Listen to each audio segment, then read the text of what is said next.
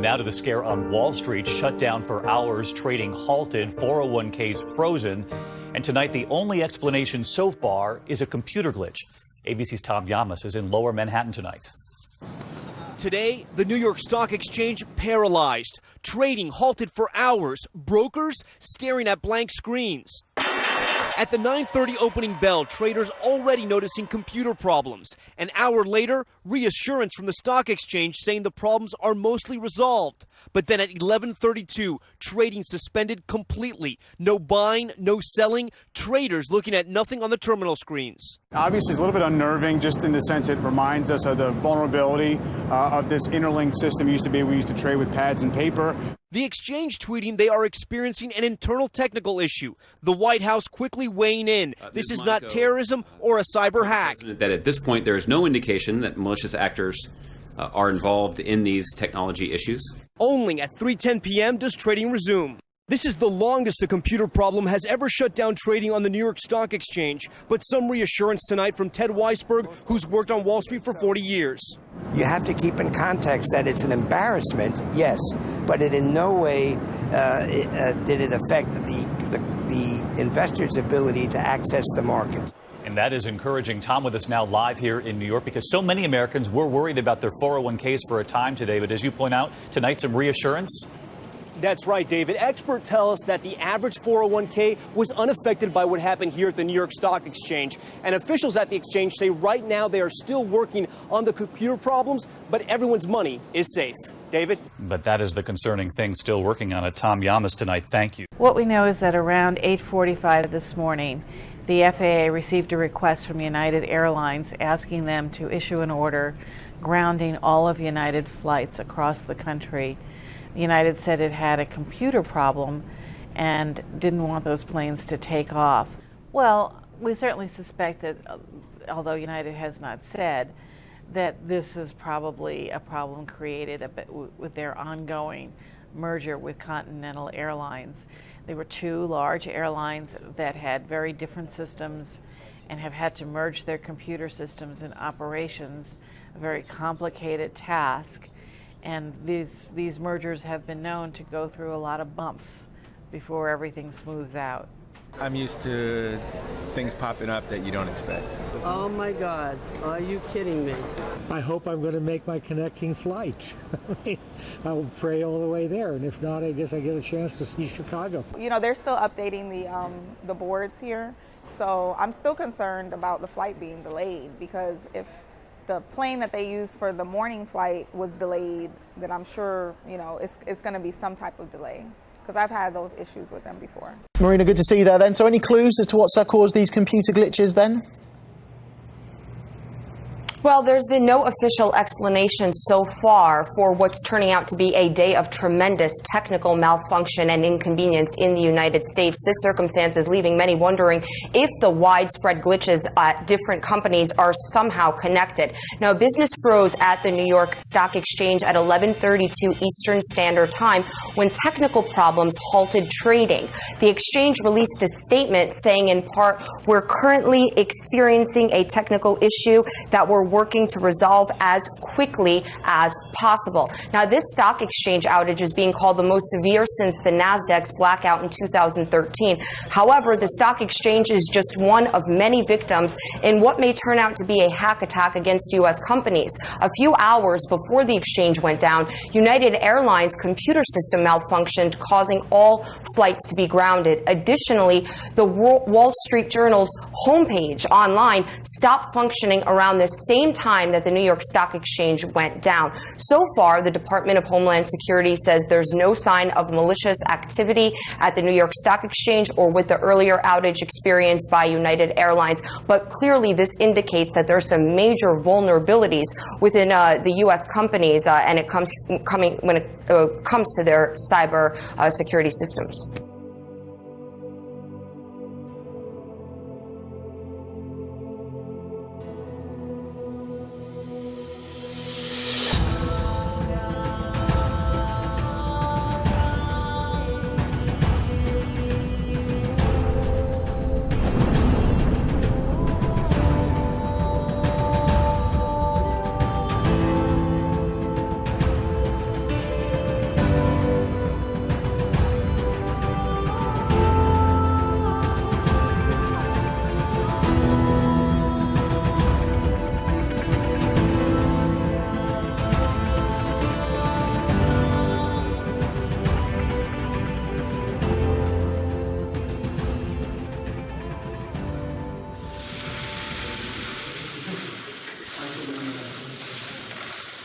Iran is our traditional and reliable partner in the region.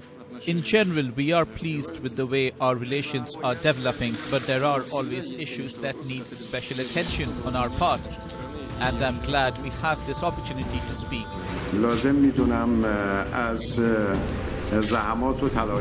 I would like to thank Russia for all the effort it is making on the talks on Iran's nuclear program.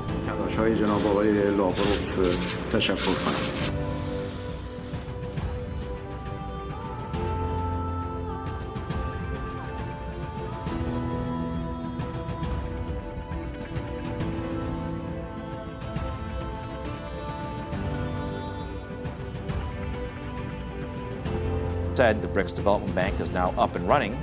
A year ago, it was just a concept. Julia Lubova has more. The launch of the new development bank is topic number one at this year's BRICS Leaders Summit in Russia.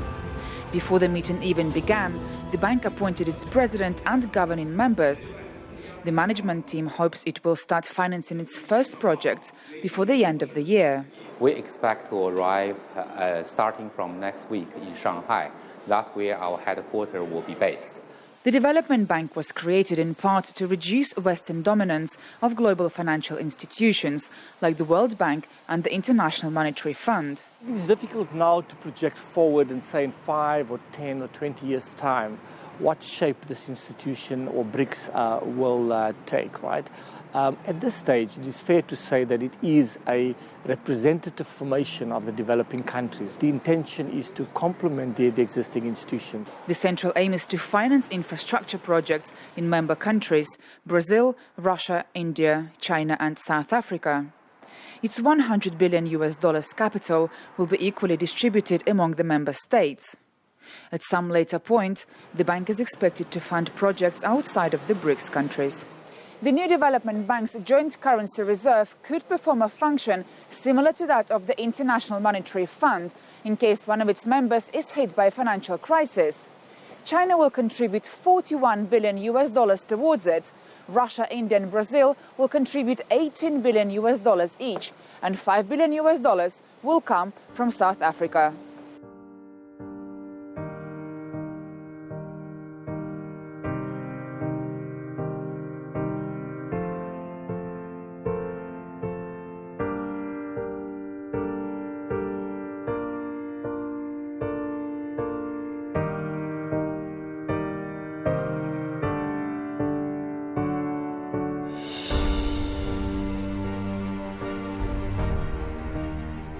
Welcome to our studios here in Washington. I'm Mike Walter. Overcoming global economic and political hurdles together. That's part of the discussions between Chinese President Xi Jinping and Russian President Vladimir Putin. Xi is in Russia for the BRICS and Shanghai Cooperation Organization summits.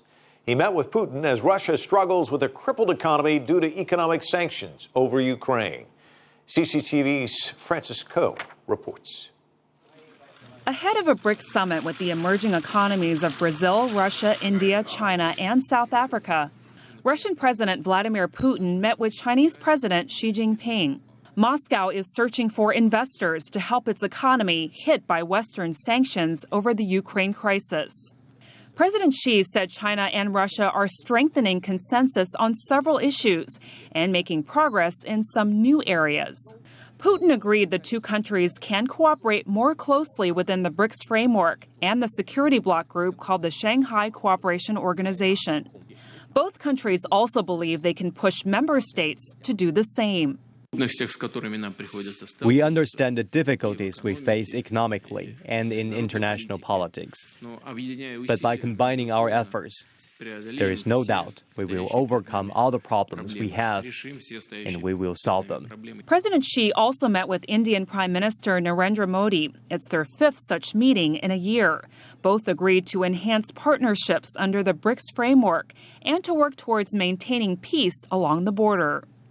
Besides politics, the BRICS summit is also a platform for boosting the world economy. It is also a vital need of our societies to have universal access to basic services like electricity, energy, telecommunications, transportation, particularly urban transportation, water and sewage systems. What may become the BRICS group's main vehicle for just those projects is the new development bank, already being called the BRICS Bank. With an initial $50 billion in capital, leaders hope this can reshape a Western-dominated financial system. There is debate over whether that may also lead to changes in global power as an alternative to Western institutions. Andrei Bokharev, the director of the International Financial Affairs Department of Russia's Ministry of Finance, says that new BRICS initiatives are simply responding to a market need. We don't like to consider it as an alternative one, but probably as a complementary one. For Russia, this summit, combined with a regional security meeting on Friday, is a chance to show it is not globally isolated amid worsening relations with the West. Francis Coe, CCTV, Washington. For more on the BRICS Summit, CCTV's Tom Barton joins us from the city of Ufa. Tom, what can you tell us about the leaders attending? Well, we've heard a lot of self-congratulatory messages as the leaders have flown in to the central Russian city. One of the big headline events of the day, the launch of the new development bank, so being called the BRICS Bank. But underneath all of that, a lot of these economies still have significant problems. We see the stock market plunging in China. We see Russia's isolation from Western markets and its eagerness to try and find new partners in the BRICS. And none of the BRICS economies have escaped recent financial downturns as well. So beyond the development of this BRICS bank, the path for that bank has been very slow, and many of these countries are eager to try and use it as a way to help them out of economic hardship. Tom, there is a world leader there who is not part of the BRICS. What can you tell us about the Iranian president's trip there? Yes, Mr. Rouhani turning up as well. He is due to have talks with Russian President Vladimir Putin concerning nuclear talks around Iran's nuclear program being held with a P5+1 group. Those talks, a very long story behind those. It is hoped very much that there can be an agreement there, and Russia potentially key to those talks. It could either be the country that helps to convince the Iranian government to comply with what the West says is necessary conditions for a deal, or, as some fear, it could be the country that ruins all of those talks. Everybody wants to know what happened to the greatest country in world history, the one that is the most powerful, the most the wealthiest country in the world, America.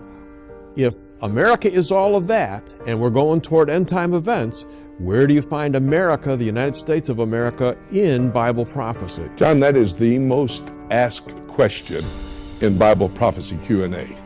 The United States is not mentioned anywhere in prophecy. There's a reference in the book of Zechariah, chapter 14, verse 2, where it says, all nations of the world will gather at Jerusalem at the end of the tribulation period before Christ comes back. If indeed America, after the rapture, is still on this earth and in operation, they will gather with all the nation. Now, listen, here's some sanctified speculation. I believe at the rapture of the church, the backbone of this nation disappears. And the nation on the slippery slope to moral decay, educational decay, military decay, economic decay, a nation that kills babies and lets sodomites play in the street. God will have to judge. I believe America will fall from its pedestal of power down to a third, fourth, eighth, ninth, 12th rate nation. There'll be a nothing, a non-entity by the end of the tribulation period. The director of the FBI is warning that ISIS is trying to recruit members over the internet and then sending messages telling new recruits to kill. James Comey says ISIS has about 21,000 English language followers on Twitter in Syria. He says ISIS is trying to recruit new members, and once they respond, sends them encrypted messages. The FBI is asking Silicon Valley to help break that encryption technology. The Islamic radicals encourage the potential recruits to come join their caliphate, and if they can't, ISIS has another message for them. If you can't come, kill somebody where you are. Kill somebody in uniform, kill anybody. If you can cut their head off, great. Videotape it. Do it, do it, do it. They're pushing this through Twitter. So it's no longer the case that someone who's troubled needs to go find this propaganda and this motivation. It buzzes in their pocket. So there is a device, almost a devil on their shoulder all day long saying, kill, kill, kill, kill. During a rare visit to the Pentagon, the president laid out his revamped strategy to combat ISIS, saying the fight against the terror group will take more than just weapons. No amount of military force will end the terror that is ISIL, unless it's matched by a broader effort, political and economic. The president said coalition forces will go after the heart of ISIS, but he did not call for more bombs or more troops, announcing instead a shifting focus to counter the ISIS public relations machine. He pointed to a string of ISIS defeats in the region due to airstrikes targeting the group's supply lines. But he says more needs to be done to recruit and train Syrians for the fight on the ground. The Pentagon admitted Tuesday it has fallen far behind in developing a Syrian opposition force to fight ISIS on the ground. It was not what lawmakers on Capitol Hill wanted to hear.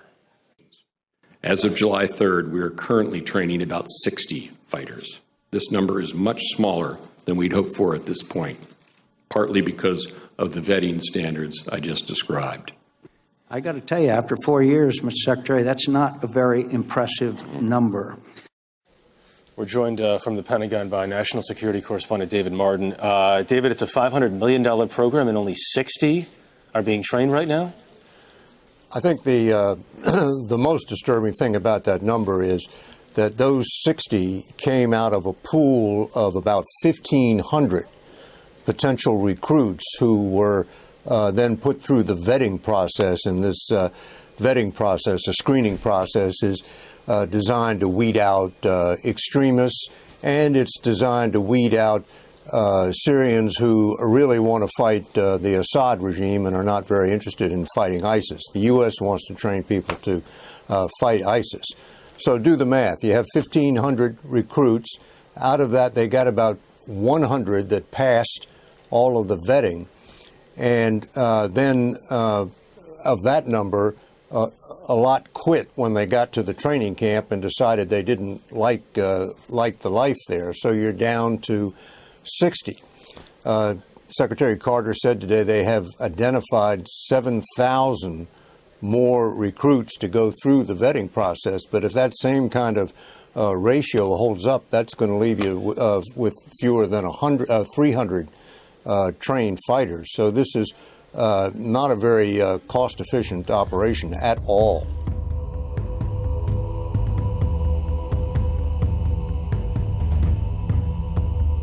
Around the world tonight and to Ecuador, Pope Francis and this unbelievable image, more than 1 million faithful at today's Mass. The only place big enough to hold them all, an airport runway, and this Pope is preparing for a trip to the U.S. David Wright is in Ecuador.